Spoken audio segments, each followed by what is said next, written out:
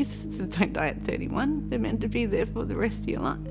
You're meant to grow old together, have kids together, raise cousins together, you know?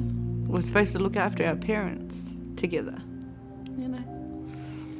And it's not going to happen, is it? This is Callie Graham, Caris's sister.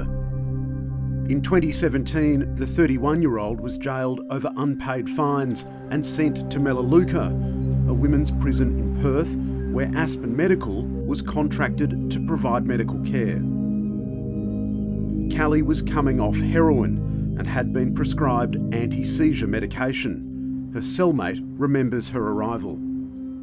I said to her, Chickie, you don't look too well. And she told me no, she's not, that she had come from hospital. And she said that the hospital had told the police and had told the prison that if her condition got worse, that she was to return to hospital.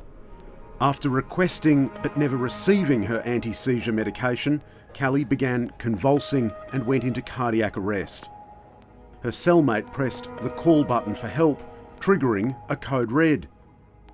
An inquest heard last month that the Aspen nurse on duty missed the alarm, which the nurse denies.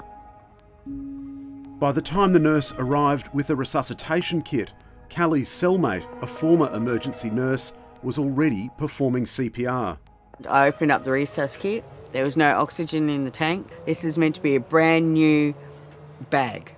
Every time you use a resus kit, you replenish everything in it. She might as well have not brought the bag.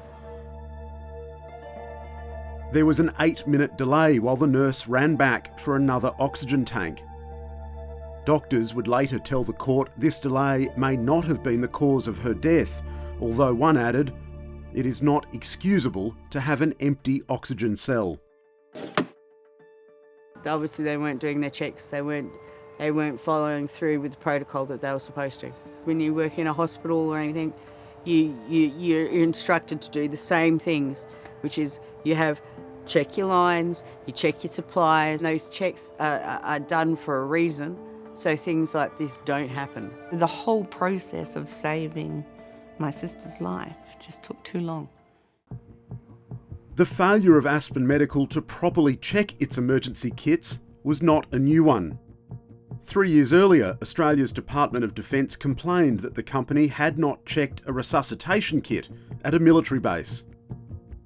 Callie's sister says this error, repeated at Melaleuca, should not have happened. These simple things, is some of the reasons my sister is dead today. Just days after Callie died, Aspen Medical produced an internal report which revealed the company knew from the beginning that it was never going to be able to provide adequate healthcare to the women in Melaleuca.